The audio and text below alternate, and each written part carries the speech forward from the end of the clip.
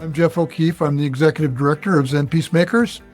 And predictably, my Zen Peacemaker Executive Director hat suggests that I want to encourage you all to do what you can to donate and support us. We offer all of these programs. Last year, we offered 115 programs, and they're all free.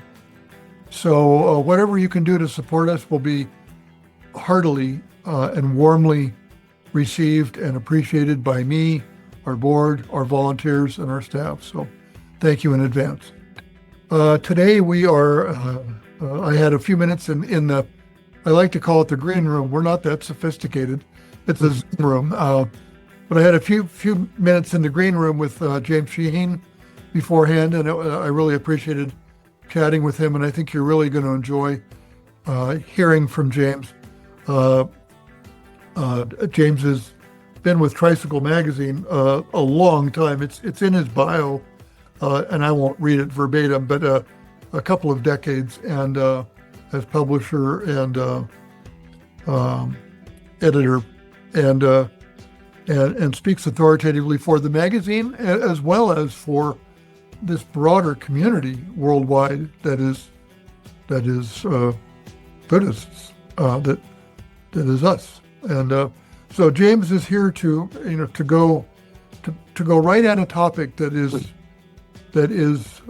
rich and lively in a lot of our organizations, and I will let him introduce that.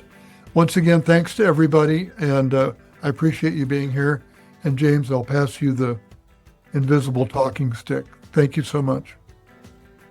Thank you, Geoff. It's really good to be here. I always appreciate an opportunity to talk with other practitioners, and hopefully some of you are readers of the magazine. I recognize some of your names. Some of you have contributed, and you may have a special interest in how we're looking at what we do. And others of you may be less familiar with the magazine. But I decided I would talk about Buddhist journalism in a time of polarization. I should really qualify journalism. I had a background in journalism before I came to Tricycle, and what we do is something quite different. If you've read the magazine, you know what we do. But the way we looked at it was we had three sort of a three-pronged mission. And it's always been that way, although our approach has evolved over the years.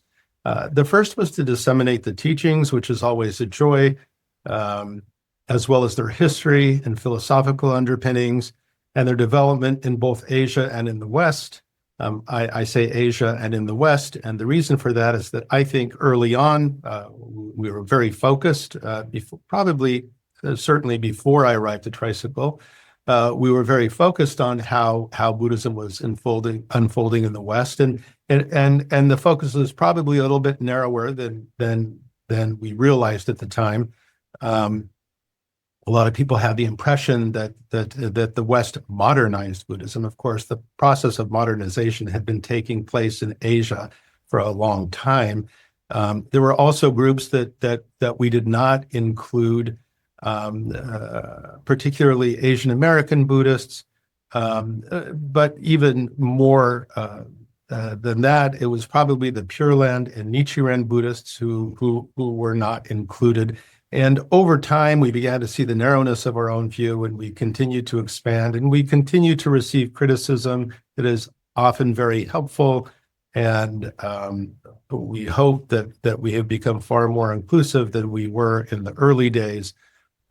When our understanding of Buddhism in the West went no further than Rick Fields' How the Swans Came to the Lake, excellent book, but there was certainly far more to it than that. So the teachings is really at the heart of what we do, they're really at the heart of what we do. We also hope to provide an open forum for Buddhists of all traditions and to engage the broader culture from a Buddhist perspective. So the first was easy enough. We published the teachings. The issues there were how broadly are we publishing the teachings? In other words, how inclusive are we with those teachings? And that's always something that we can improve on. But generally, I think we do a pretty good job of providing the teachings. The second, providing an open forum for Buddhists of all traditions, was a little bit trickier. It often involved what many in the Sanghas felt was airing dirty laundry. We didn't really see it that way, but there were all sorts of things that were happening in fledgling Sanghas who were challenged as any community would be, especially Buddhist communities without the support of the broader culture. And issues of gender and sex and money, all of these things came up, as they do most anywhere. And my predecessor, Helen Tworkov, really felt it was important to address those issues openly. Others felt it was, again, airing dirty laundry. That can be a discussion. But we did get through that, and I think in the end, we had a positive impact. However, gracefully or ungracefully, we covered those issues. And the last, covering the broader culture from a Buddhist perspective is probably the most difficult, and it's where the lines are blurriest. People think we should include or address certain issues and not others, But I guess three examples of this, would be the mindfulness movement as an example. How should we approach that? Did we want to focus on it? Did we want to approach it critically? Well, it was sort of a no-brainer since the practice came out of Buddhist traditions. And since it was how many people were coming to Buddhism, we felt we could address that safely and well. Another example would be the Me Too movement. There's nothing particularly Buddhist about the Me Too movement, but there is something to be said about gender in Buddhism, and there is something to be said about gender equality in Buddhism. The Asian traditions, like the West, we're very patriarchal, or are very patriarchal, and equality is a central issue for us. And so we continue to do it, but gender equality within Buddhist communities was really how we approached that. We didn't go broader into the secular Me Too movement, although that did generate a lot more interest in these issues, and we tried to deal with it as it existed, as inequality existed within the Buddhist communities. There was also Black Lives Matter. A lot of people wanted us to post the logo, Black Lives Matter. We didn't do that. Later, some people thanked us because they felt it was otherwise performative to simply post that. What we did instead is turn over the reporting on the Derek Chauvin trial to Black Justice Reporter, a group of Black Buddhist women journalists. And the way they covered it, there was a lot of talk of their own feelings about Derek Chauvin, how to deal with their own anger or hatred, and also just how are they going to bring their practice to their understanding of what happened to George Floyd. So that seemed to us the best way to deal with it, to have this group of women report on the trial. And I think that was successful. But again, we kept it within a Buddhist framework. We didn't, for instance, provide any depth of analysis to the issue of Black Lives Matter that was not embedded in a Buddhist perspective. Likewise, the Me Too movement. I mean, there were some articles that came out of that, but they were really written with equality within the Buddhist communities in mind. So I have to say that it was funny. A friend of mine is the editor of The Nation magazine, and he was in London when October 7th broke, the Hamas's attack. And he was called upon to respond immediately. I mean, it's what he does. It's what he has to do. And he said to me, "You're so lucky. You don't have to deal with politics." And of course, at a time of such great polarization, that's not really true.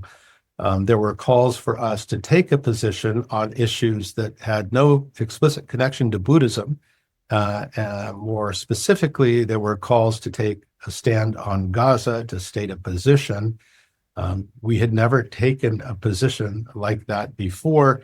I remember one Sangha, the people I know there, and I'm somewhat close to,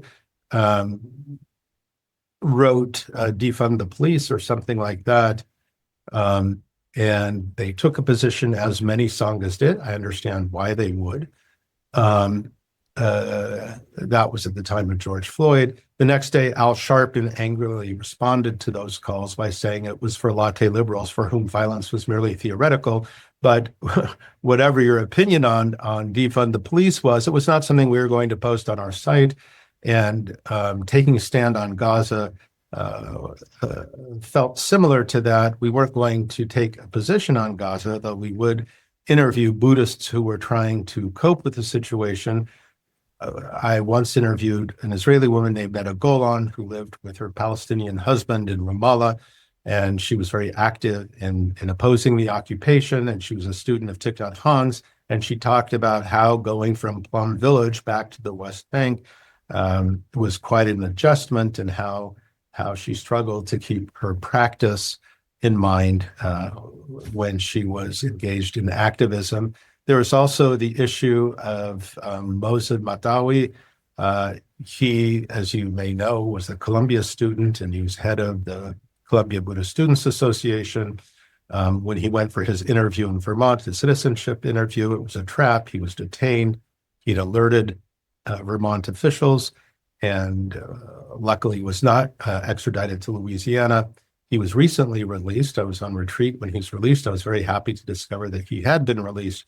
But Bhikkhu Santi, or formerly Bhikkhu Santi, had taught him, knew him well, and wrote a piece for us on Mohsen Matawi.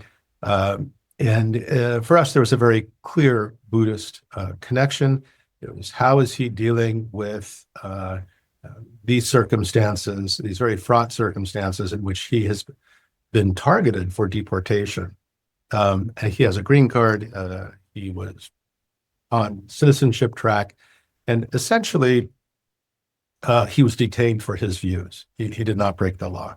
But as a Buddhist, he had a lot to offer in how he engaged with the protests, where he drew a line, and he spoke out very explicitly and clearly against anti-Semitism. That's on video, but they're painting him as a Hamas sympathizer. But as a Buddhist, he did express empathy for people who engage in violence, as he might express empathy for any human being. And that is what they really focused on.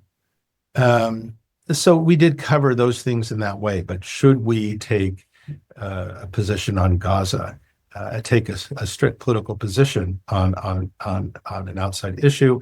Backed by the board, I refuse to take a position publicly. And I can say that a lot of people are very unhappy with us about that. They have been sharply critical. I've had a lot of people express deep anger, who don't want to speak with me anymore. I understand. I get it. But it's not what we do. We're not the Atlantic, we're not the New Yorker, we're not the Nation, the National Review. We are not addressing politics and geopolitics with any degree of sophistication. We don't bring any depth of analysis to bear on these issues. The one time I did a section on politics, and before me, when Helen Horkoff did a section on politics, I was talking to her not long ago, and I said, I think we failed miserably. It came off as very two-dimensional and naive. If in the way that a Buddhist teacher writing about the economy, who has no background in the economy, may come off as unhelpful. If you're reading the other publications who cover world events so well, by comparison, we looked kind of ridiculous. And I did receive a few articles that took very strong positions by very well-respected people. But again, I thought they lacked depth of analysis and the complexity that is necessary to jump into issues like that It is, again, not what we do. I have worked at magazines where that was done, but it's not what our writers are doing, although some of them probably are equally critical of our refusal to take a position. I have a background in literature, and sometimes, along with scripture, I turn to literature at times when I'm under a lot of pressure to make a decision about the direction we take, which means a lot to a lot of people. I mean, I don't own this magazine. We're a not-for-profit, and I have a responsibility to a board and to the staff and to the readership. And I have to make decisions, and often they're unpopular. But I was reading a book by an author named Vasily Grossman. He wrote a book called Life and Fate. He wrote during the Second World War. He was a scientist and a journalist. He witnessed Stalingrad. He was there when it happened. When the Red Army pushed west, he was at the front edge of that. He was the vanguard, and he witnessed a lot. He saw the depredations of the German occupation. He got to the camps. His group liberated the camps, the death camps. And he talks about something that really resonated with me. And he describes two particular, and I was reading this, or had just read it, around October 7th. He describes two incidents. Like, one of them was this Russian soldier and this German soldier stumble upon each other on the battlefield. They're both lost and they're both afraid. And they see each other and they feel nothing but empathy. These sworn enemies are feeling empathy for each other, both finding themselves in an impossible situation. And there's another incident that is described in the novel. And as the defeated German army is marching west, a woman who has suffered under the German occupation is watching these bedraggled German soldiers, some of them without shoes and proper clothing, marching west. And her response is to take a piece of bread and reach out and hand it to a German soldier. And Vasily Grossman refers to these moments as kernels of kindness. I don't want to get sentimental, but he's referring to something in human nature he considered ineradicable.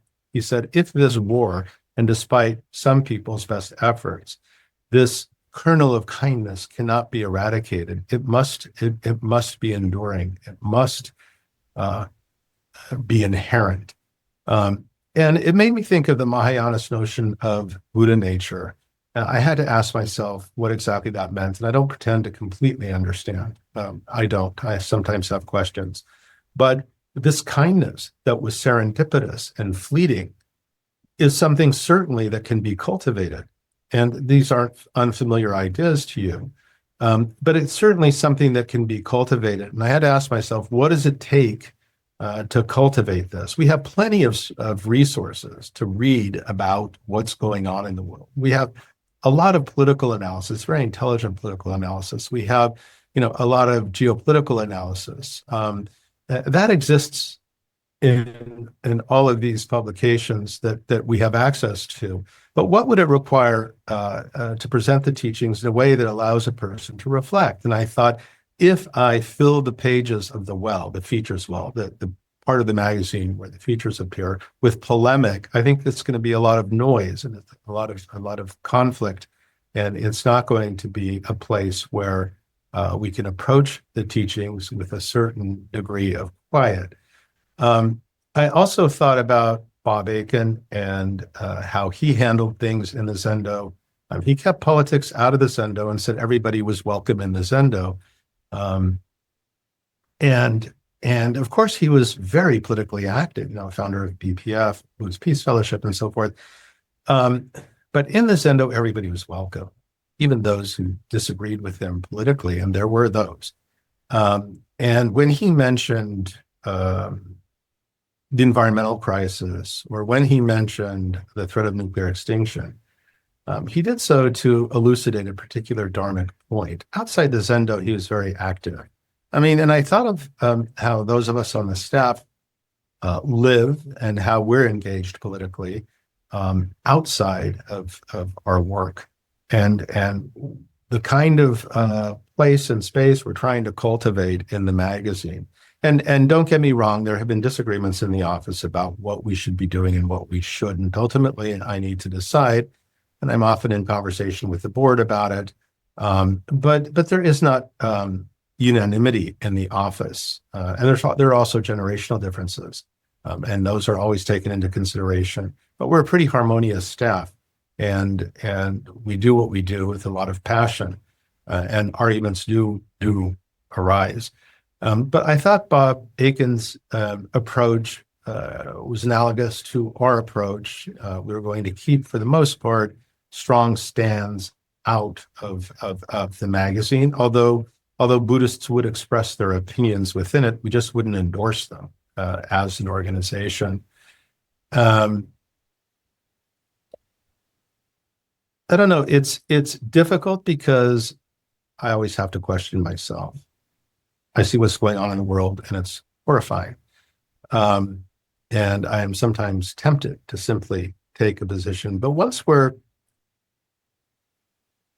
affiliated, it excludes a lot of people.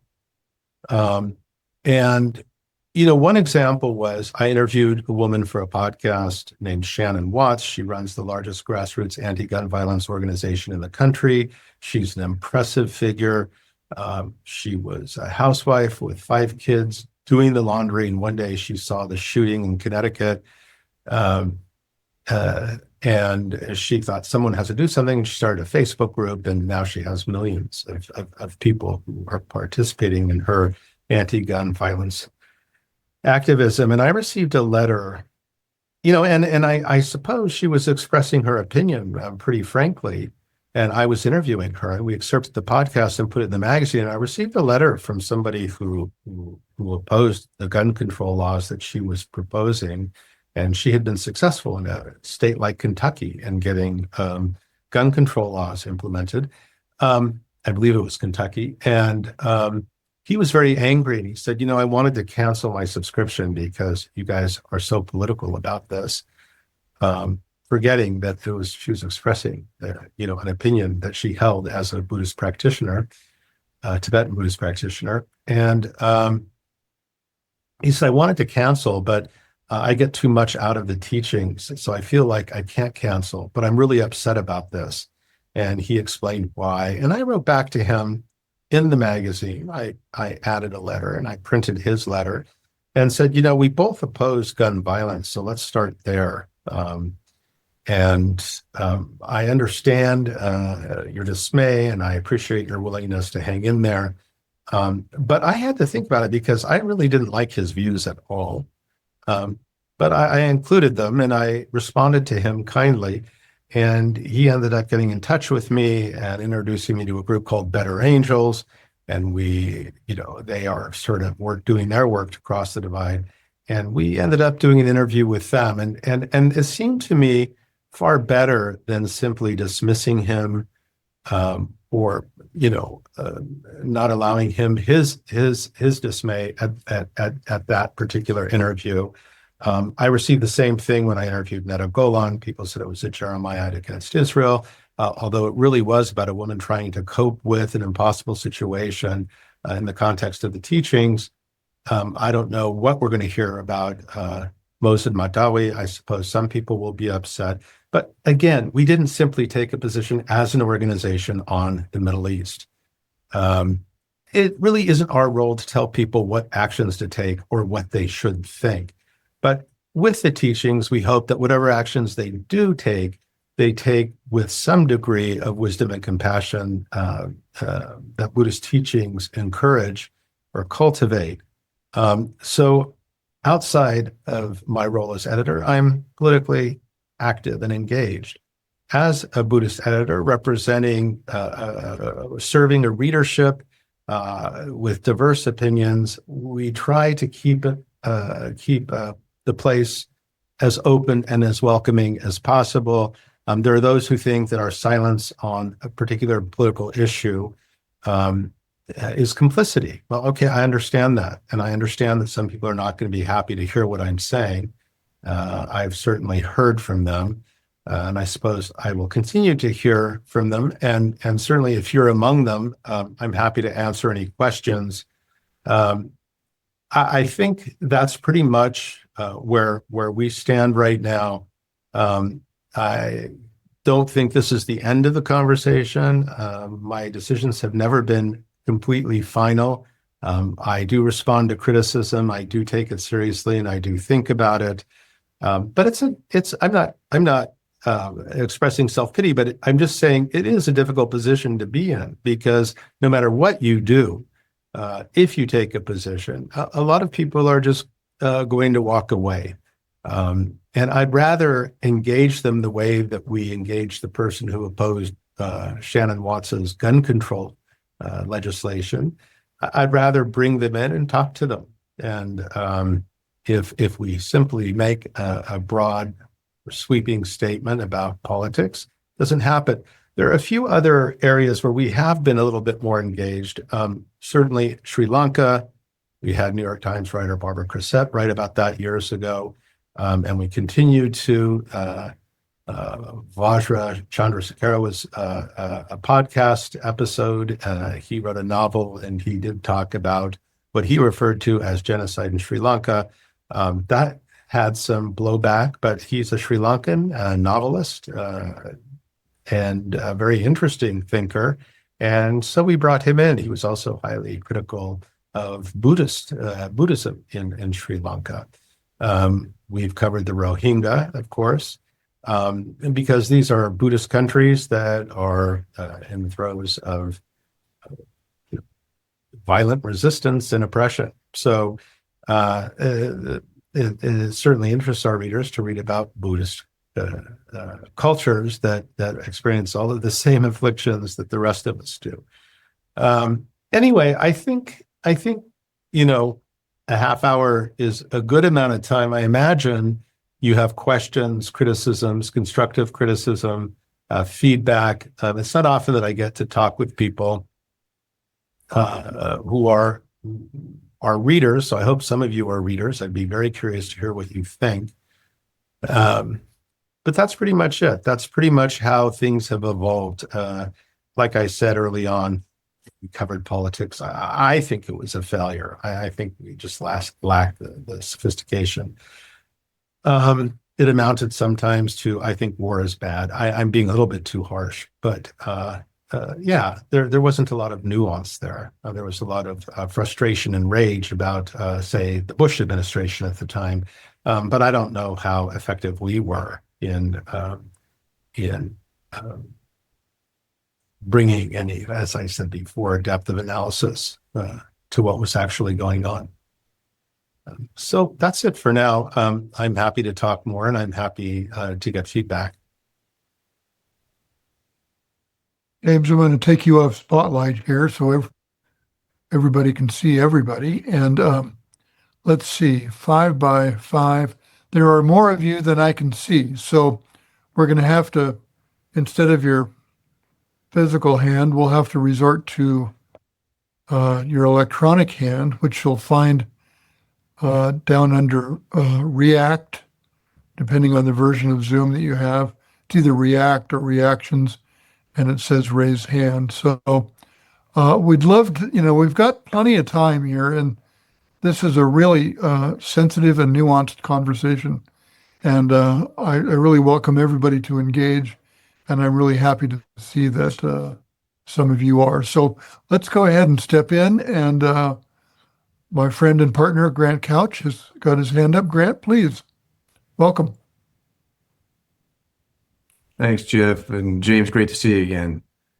I think I should contextual my comment by letting everyone who doesn't know, I was one time on the board of Tricycle. I've been a subscriber for 30 years, I think now. And I really appreciate the path you're walking.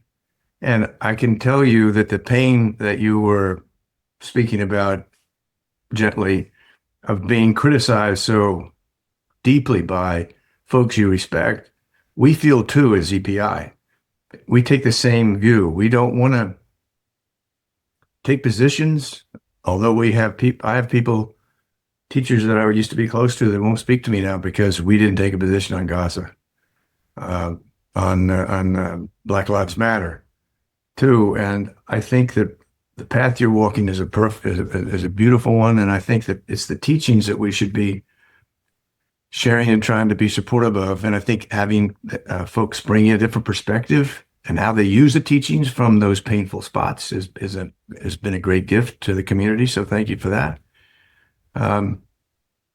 Yeah, I think it's a challenging time, but one of the things that I've said about politics, and I'll just share this with the group, and I've given a couple of talks on ZPI about it, is I think that about politics, and if we're talking, I mean, I think politics is everything we've been talking about. Politics is the perfect place to practice our Buddhism. It's a perfect place to practice our path. Why? Because the other is in your face. The other's in your face who wears a different jersey color. It's representing a point of view that can't be confused with being disturbing to you.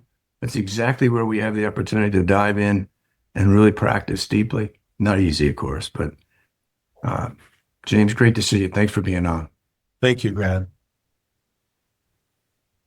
Thanks, Grant. Thanks for priming the pump here a little bit. I appreciate that. Jacqueline from Sonoma, you've got your hands up. Yes, thank you. Thank you so much for creating a space for neutrality, for not trafficking in views in this time when there's so much polarity.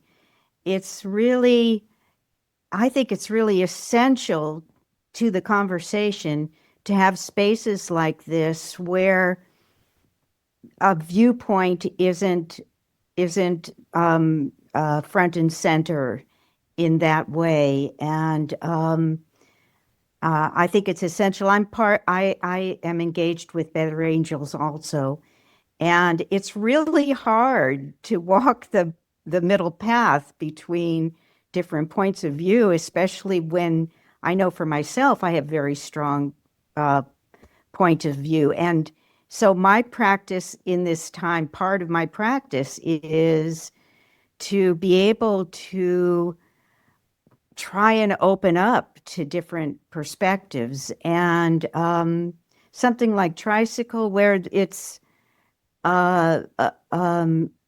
where it does that, I think it's just such an important and radical thing to have in this time of polarity. And I applaud what you're doing, and imagine that it must be very challenging at times, but Zen Peacemakers also does that. And so anyway, I just wanted to thank you. Thank you. That's very nice to hear. You know, I think it's fine for organizations to take a position. That's not a problem for me. Just our situation is a little bit different, and I think that it really our success really depends on being open to everyone. Anyway, thank you. James, if I may, and Sonia, with apologies to you, I'll get right to you. But Jacqueline used a word that I'd like to ask you about. If someone asked me as ED of Zen Peacemakers if our position was one of neutrality, I would say no. Mm-hmm. And I would wonder. I wonder what, and not to debate the semantics of this, but I think it's an important distinction. Do you have any thought about that? Well, I would say that we're not neutral in the sense that we're explicitly Buddhist and we advance certain ideas and certain practices and teachings. So we're certainly in a particular camp. And those of us who are working here and all of the people who support us and the writers and the artists and so forth, they are not neutral. But we do not want to turn the magazine into a vehicle for a particular political agenda or ideology. So the space is neutral, but the people within it aren't. So neutrality is a good word to describe the space, but within it there are a lot of views, and as long as they're within a Buddhist framework or sympathetic to Buddhist ideas, we're interested in airing them. But polemics, that we don't do that well. Yeah. Thank you. Yeah. There's also a notion, of course, as you're all aware, attachment to view. And that's a tough one at a time like this. It really is. Yeah.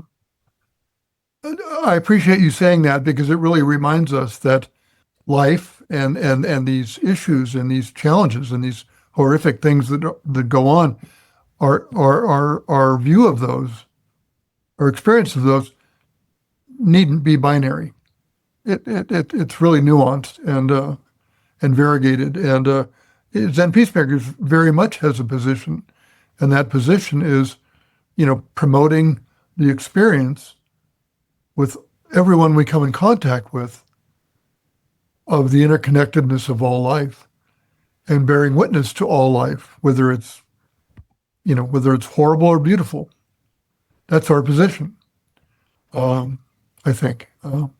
So yeah. I don't want to flatten the debate, and if there is debate, I don't want to say that, well, on the one hand this, on the other hand that. I mean, there is, of course, real injustice and real cruelty and real hate, and both here and elsewhere. But what is we're trying to formulate a Buddhist response and encourage our contributors to bring Buddhism to bear on a particular situation. yeah. Thank you, James. Sonia, thank you so much for your patience and letting us parse that just a little bit more. Please go ahead. Thank you. Thank you. James, thanks for you being with us and being willing to talk about this subject.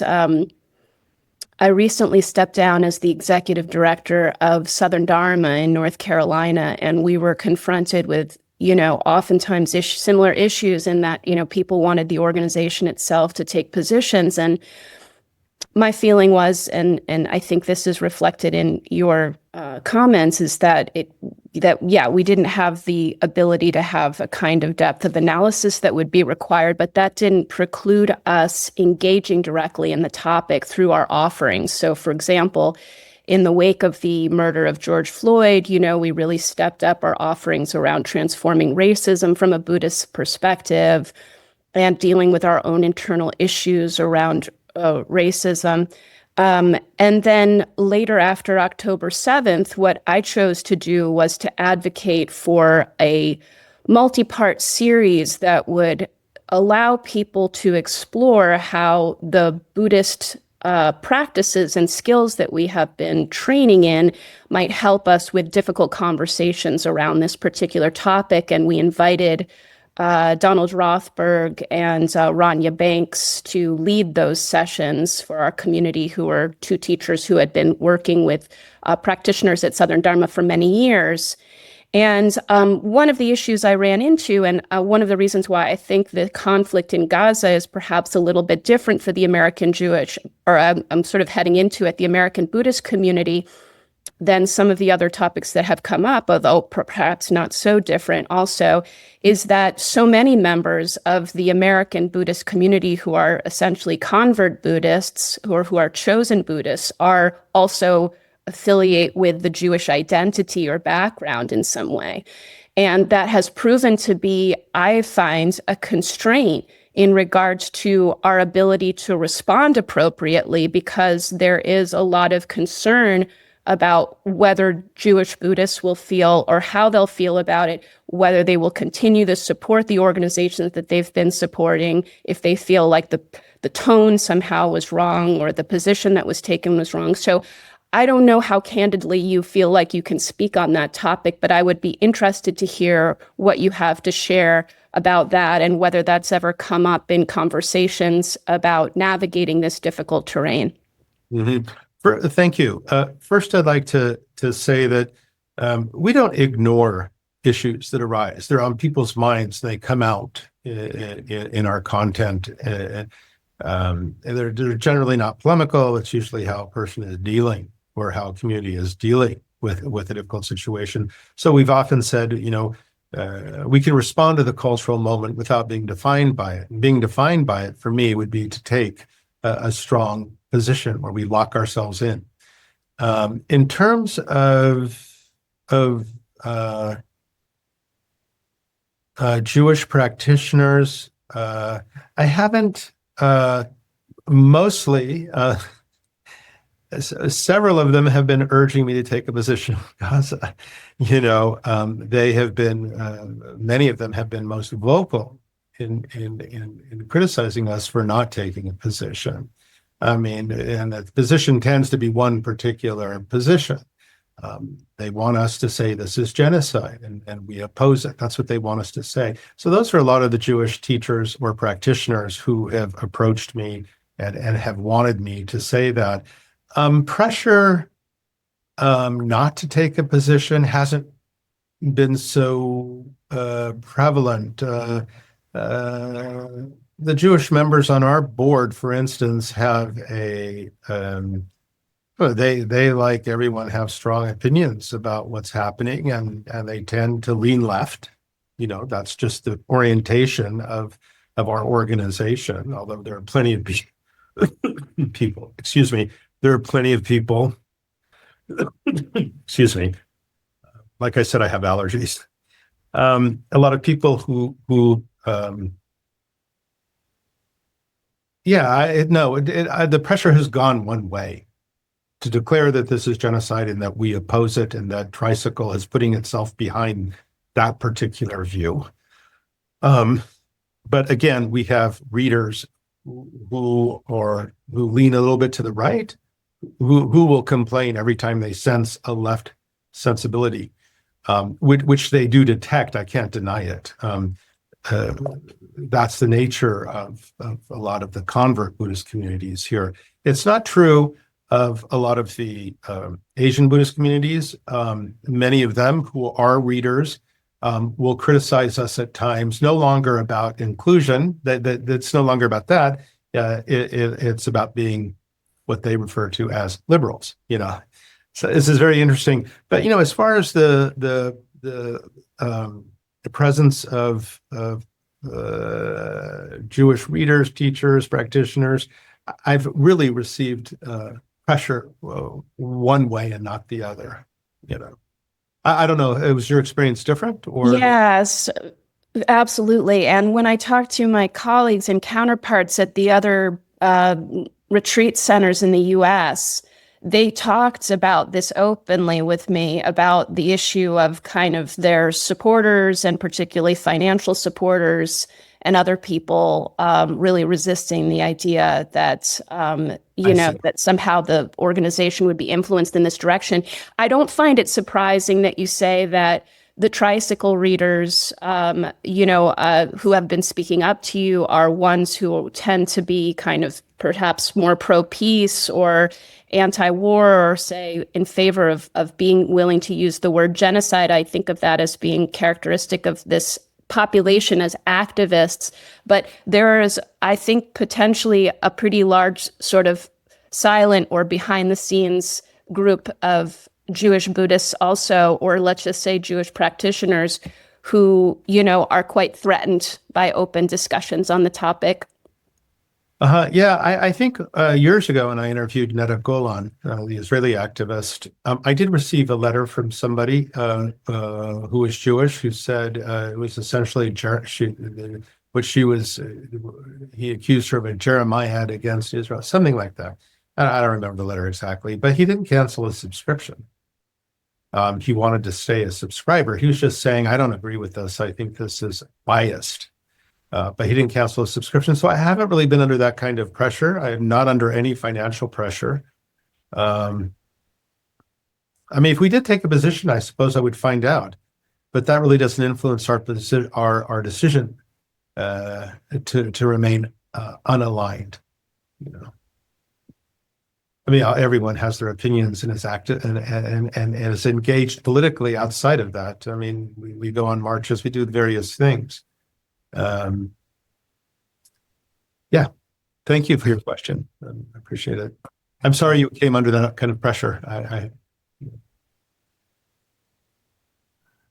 Grant, you've got a hand up again. Please go ahead and unmute. And then Noelle, we'll get to you right after that. Grant, you're muted. We can't hear you. All right. I really appreciated when you pointed out that we don't want to tell people what to think. or what social action they should take. We try to do that too at ZPI, and the foundation that we keep falling back on for us is the three tenets, and the not knowing is the one that allows us to keep that space open. Do you find the three tenets is something that is part of your culture at Tricycle? Well, Grant, as you know, I knew Bernie. I talked to Bernie about this. And it was early on, in my career. Tricycle, I went and saw him. I believe he was living in Santa Barbara. And,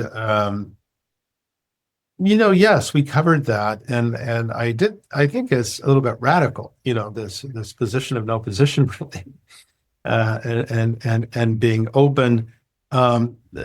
And I had plenty of questions for him, about that. How do you include everything? There are these horrible things. There are these horrible people, and he was kind of radical in that regard, in terms of inclusion. And it was such a challenge for me. It doesn't mean that I condone everything, but how do I not see somebody as a monster, and sometimes the hate I hear expressed, on one, when people are engaged politically, I think I'm at risk of that. I don't want to do that. I think Bob Thurman once wrote for us something about the spiritual warrior, and it was typical Bob. And he was talking about burnout and why people burn out. And it was that hatred and anger that he identified as causes, or that had a crippling effect on people's engagement, and then they burn out and they become disillusioned, and then they remove themselves. So without dealing with that anger and hate, of course, it's going to be difficult to be effective. Although a lot of people feel that their anger is what motivates them. Maybe that's true, but really it wears me out. Thank you, Grant. Thank you. Noelle, please. Thanks for your patience. Yeah, I'm happy to be in the midst of you all. I am someone who writes for Tricycle. I am a huge fan of James. And I think what's coming up for me in this conversation is that rather than the issue of taking a fixed position, I think what matters more to me is the issue of framing. What I feel we're being so assaulted right now, with this flood the zone mentality. Every day there's another set of catastrophes that we're trying to respond to. And what I find myself almost desperate for is deeper ways to frame those issues. And that seems to me something that a magazine like Tricycle can do and does do. And I had an experience as a writer quite a number of years ago now. I live in north of San Francisco in Sonoma County, where we have this terrible kidnapping and murder of young polyclass. And because my own daughter was around the same age at that time, I was obsessed with that case, as kind of we all were at that time. But I felt so barraged by the daily news about it that I wanted to write about it in another way, which I did. I wrote a piece about her that ended up in the New Yorker. And to my amazement, sometime after that, I received a letter from the mother of Polly Klaas. And she told me that on the day that they found her body, she and her closest friends got together and read my essay out loud. And I'm not at all, I'm not trying to toot my own horn about that essay. It's what it taught me, because I was afraid to have Polly's parents read the piece because I felt I had no consolation to offer. And what I learned from her response was simply the fact of trying to get below, underneath the barrage of news, had actually been profoundly consoling to them. And so I feel like that's what we're needing. That's what I would love for Tricycle to be doing. That makes sense. Thank you, Noelle. I mean, certainly that's a high bar, and it's what we try to do. I mean, you and I have had plenty of conversations. I talked to another of our contributors, Douglas Pennick, who pretty much says what you're saying. And it's our job to get underneath all of this and get at the root of what's happening or what we're witnessing. And it's not that there isn't a place for some of that noise, but it's just not in our magazine, and that's not what we ask our writers to do. But when you say get beneath all of that noise, tell me a little bit more about what you mean, because I find the idea helpful. Well, I've actually been wishing I could write something for the magazine about what we're going through these days. And what stops me is the feeling that I lack just what you were talking about, that feeling that I lack the political, the historical sophistication to be able to do so. But what I find I'm reading right now is Lao Tzu. I want to understand how it is possible when people seem to be acting out of such profound misalignment with the way of things. How is it that things can seem to go in their favor? How is it that they can be rewarded with power? I mean, they're really ancient, even biblical questions. But I find that's the level that I'm really thirsting for. I think it's interesting that you mentioned power, because it seems to be the ethic nowadays.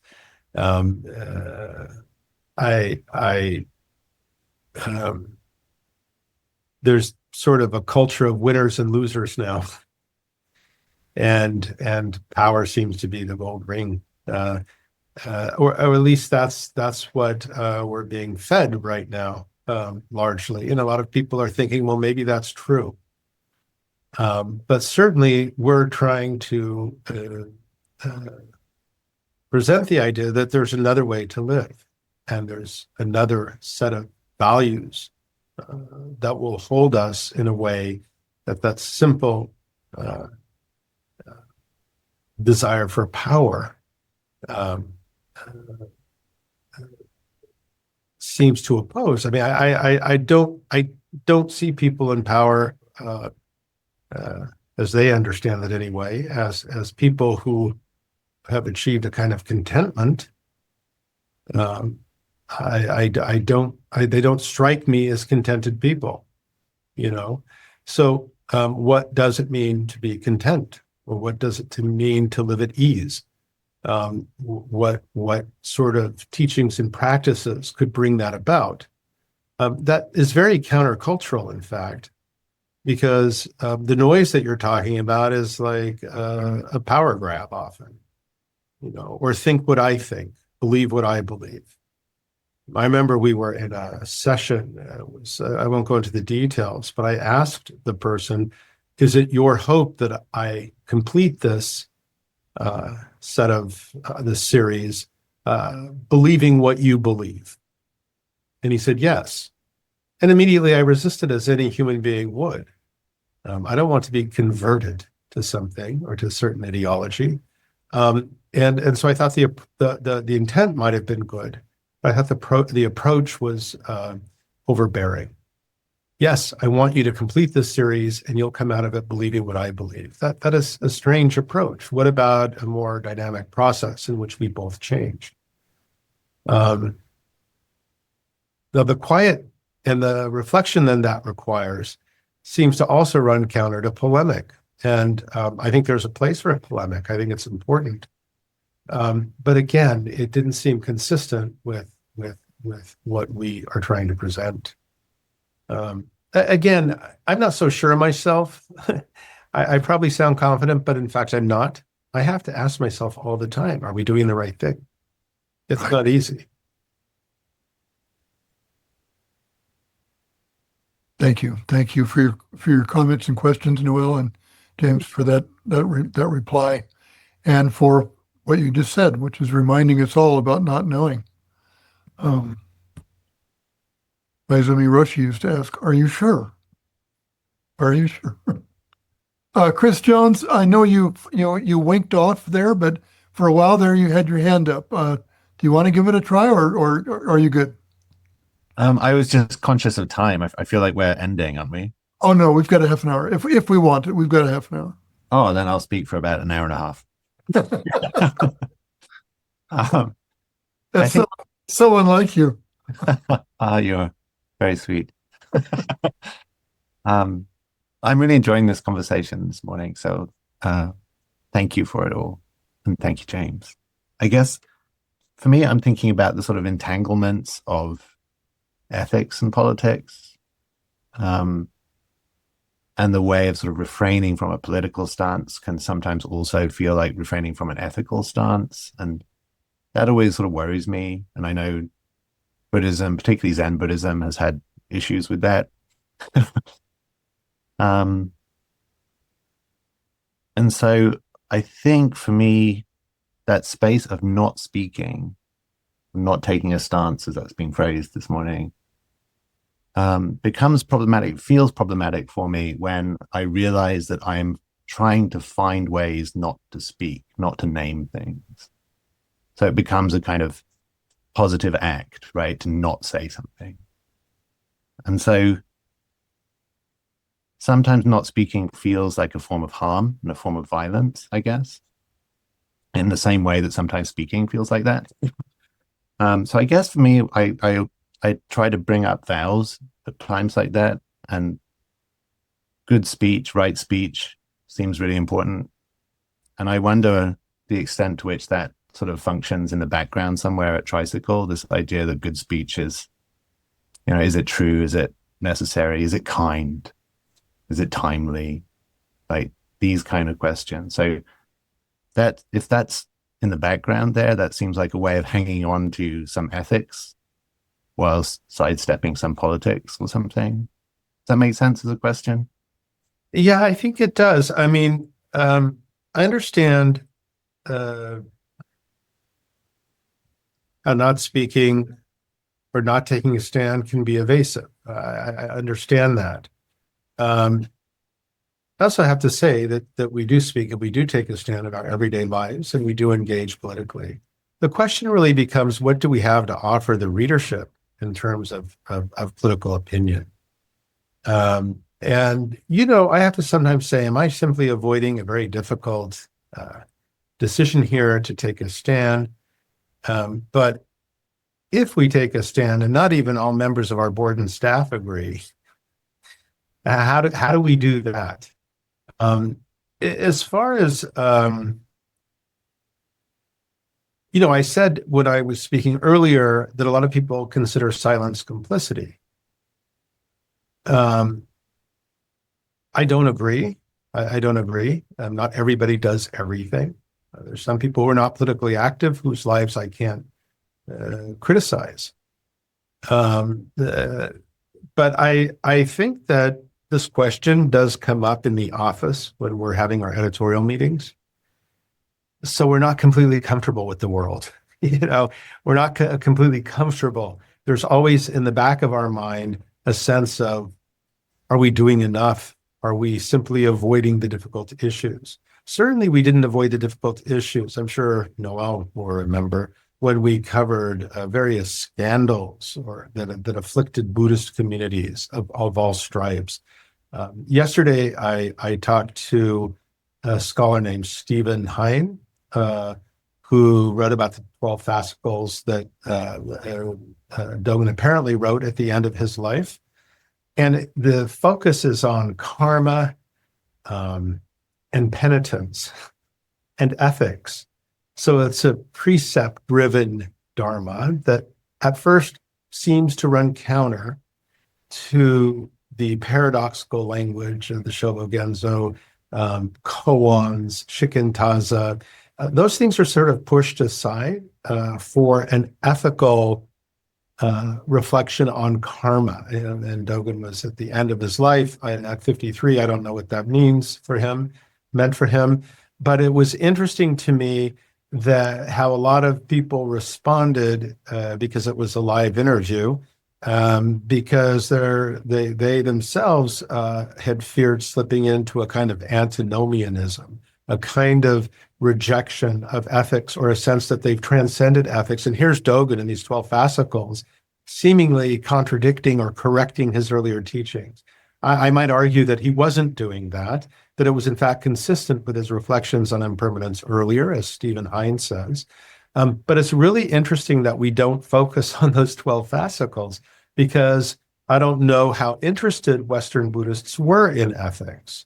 After all, we did come to practice with our own set of ethics from our own traditions. But it wasn't what many people came to Buddhism for. And so when they read Dogen being kind of sharply critical of his earlier self, or some of the Chinese masters that he took cues from, was very interesting. And was this a development later in his life where ethics seemed so central to his thinking? It's a very interesting issue when it comes to ethics in all of our communities, I think. The Theravada tradition, of course, the precepts are there and you can't move them aside, but people manage to get around them anyway.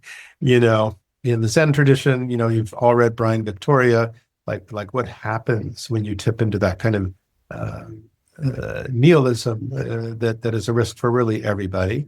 And likewise, in the Tibetan communities, we've seen issues. And now that I have gotten to know Pure Land and Nichiren much better, I know that there are sometimes improprieties there too. So it's not like ethics doesn't occur to us. The question becomes, how do we express those ethics? Do we express them through the teachings, or do we dive into the hot political issue of the moment?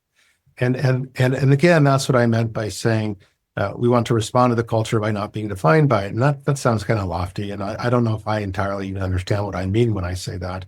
But what it is not to get stuck in a particular position. I mean, one example.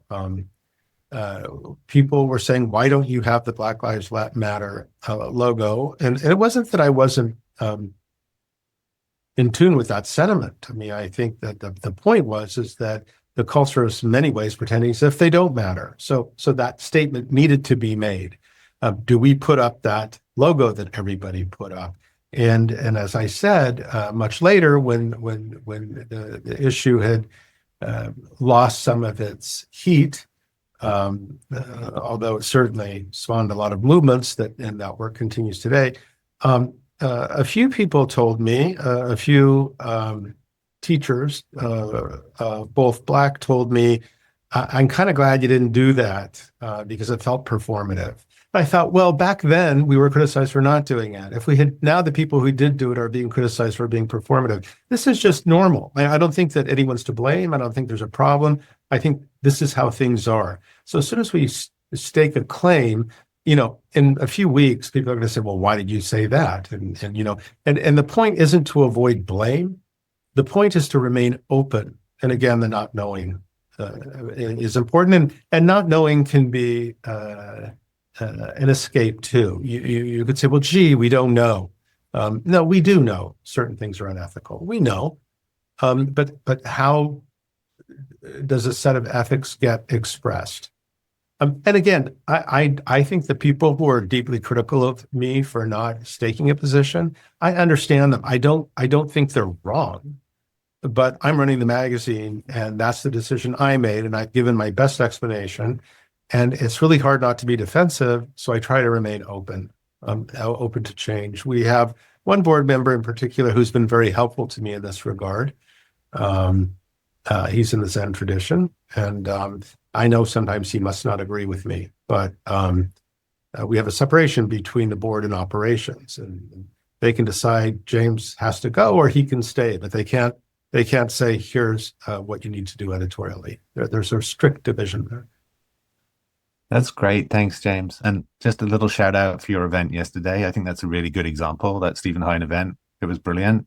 And I know there's a video, so if people want to pay the $10 and get the video, if they're not subscribers, then just want to advertise it for you. I think if anybody here, since you're Zen practitioners, would like to see that video, you can let Geoff know, and I'll ask the publishing team to give you access for free. You don't have to pay $10. I'll put my email address in the chat for everybody. Chris, thanks for that great question and your wonderful answer, James. Really, really engaging conversation. Jason, thank you for being patient. Yeah, no worries. Great discussion, and I second the comments on the session yesterday. It was pretty wonderful. I sat in on it as well. So I struggle with this as well. The idea of how do we practice equanimity, in the face of such obvious conflict and polarity.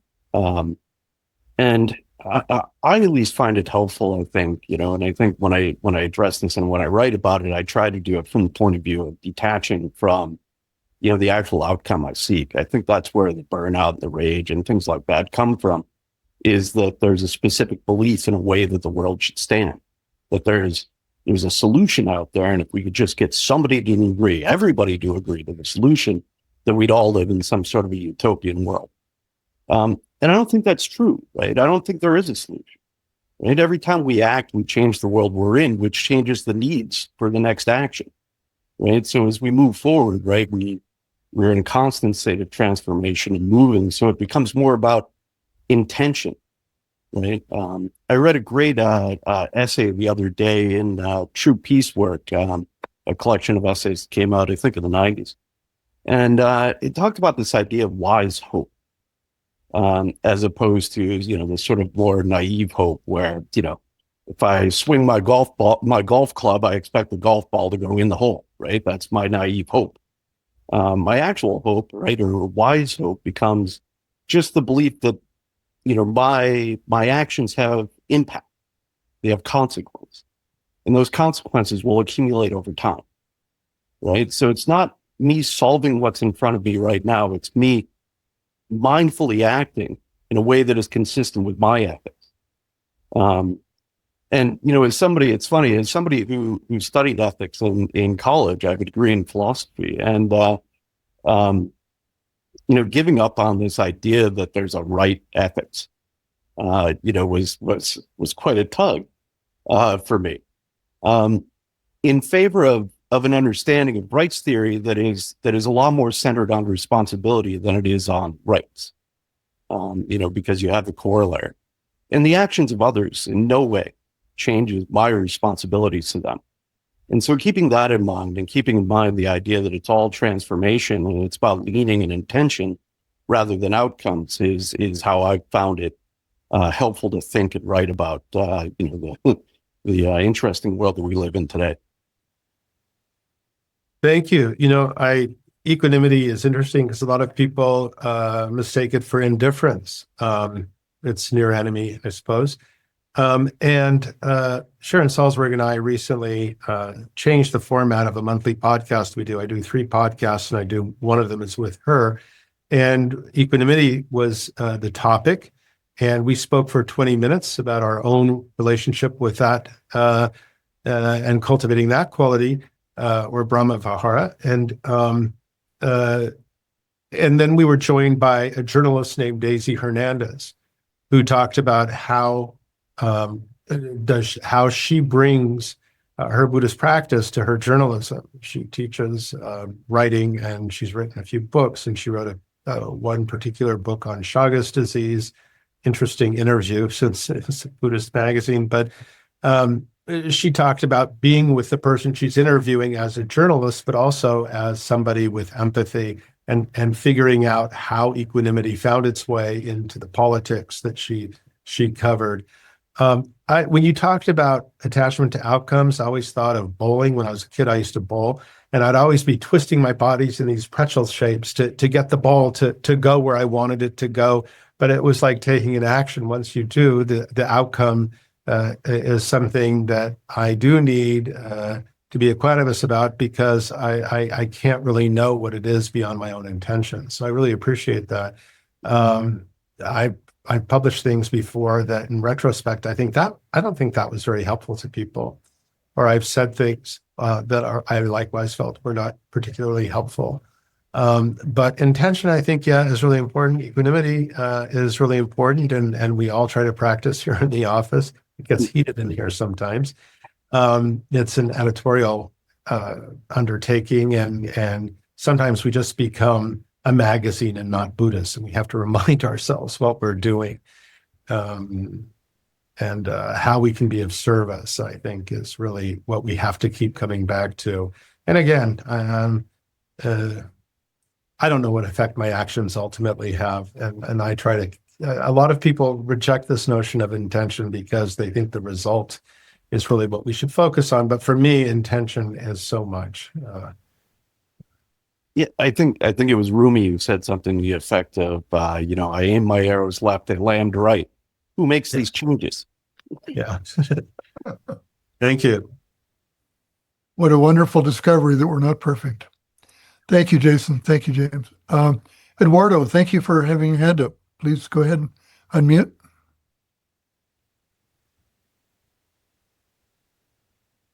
Thank you. I'm finding this very useful and very inspiring. I'm new to ZPI, but not new to the practice. But I'm finding these times very challenging for a lot of the same reasons, and I think it comes down to what you're talking about, sort of, and particularly with the magazine, you're in the position of having to always think about, what is wise speech, right? And so, as somebody I mentioned before, wise speech is not saying anything. Although sometimes if I read the description of wise speech, it makes me think I should never say anything, really. But it's not saying anything. And the reason that it comes up for me a lot, and when I wonder sort of how people might respond to this, is, so I'm a social psychologist, and I work a lot with communities that are impacted in various ways, related directly to social injustices and inequities. And what is, I think, happening right now, and particularly with a lot of youth that I work with, et cetera, is a lot of suffering related to fear and anxiety and uncertainty.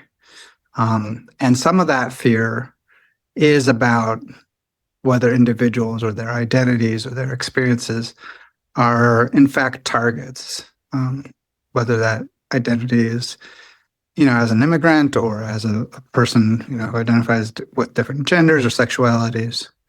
So, so the wise speech for me, sometimes I'm in a position of people saying, well, should I say this thing about an experience I'm having of being bullied or oppressed, or should I stay quiet about it? And we know that there's a lot of damage done in staying quiet about things as well.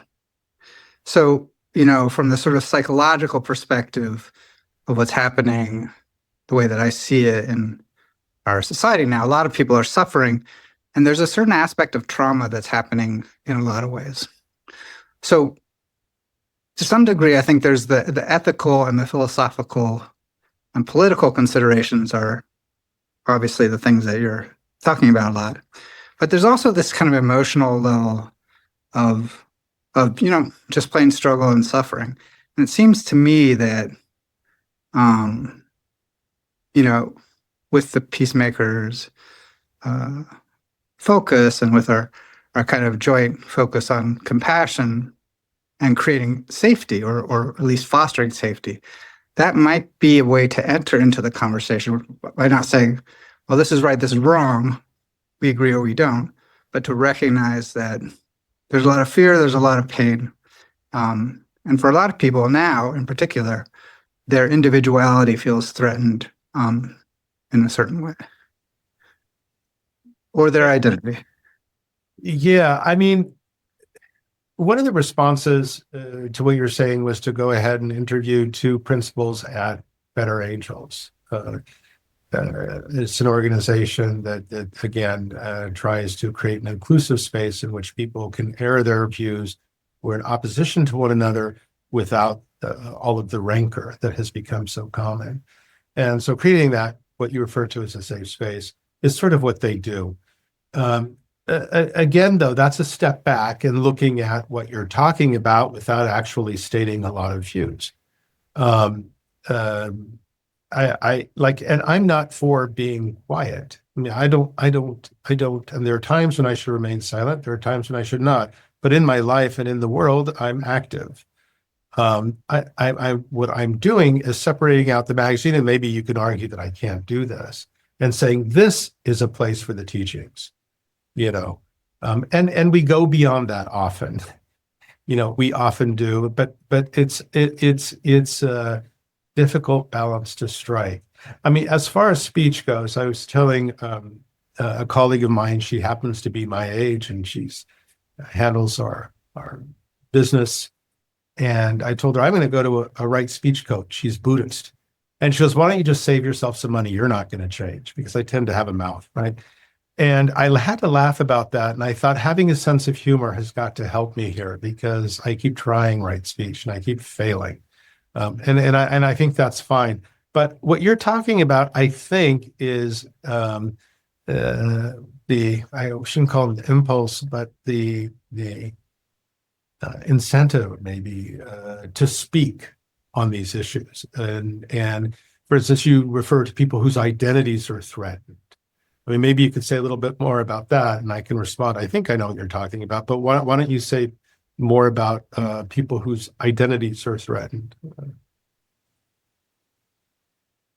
Well, sure. So, regardless, we're all in different, mostly on the older generations, but, for like a lot of young kids, the whole gender identity expression and this sort of thing, it's kind of like their thing. Like, I had punk rock and like smoking,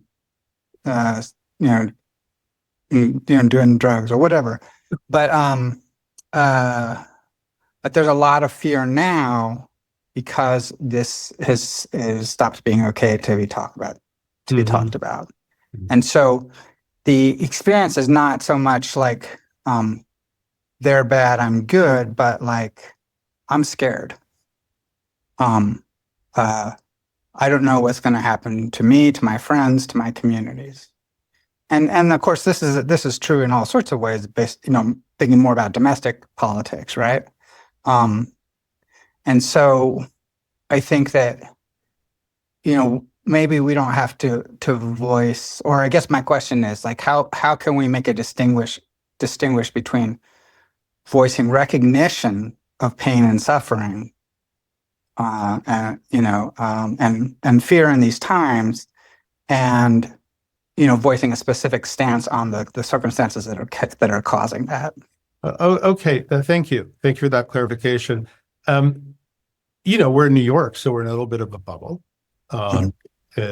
People are quite frank about their, for instance, pronoun preferences, and certainly in the magazine, people who refer to themselves say, as an example, they, them.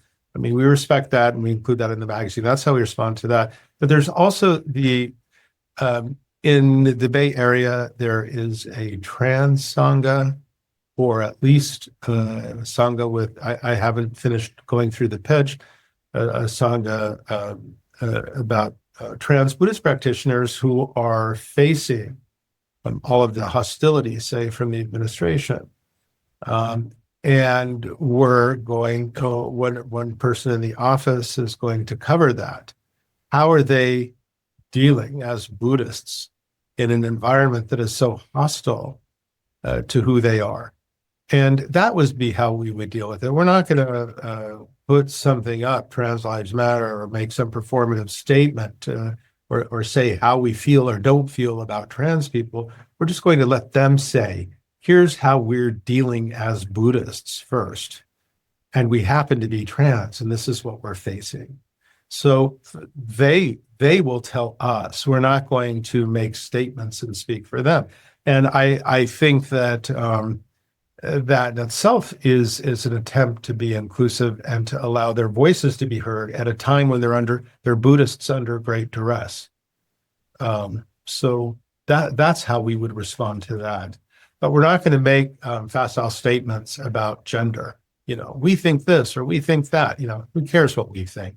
Let's hear what these Buddhists who are in this situation. Let's hear from them. I don't mean to say who cares what we think. I guess it matters what we think, but I want to make general statements about an issue that is pretty much covered by Buddhist ethics anyway, as far as I'm concerned.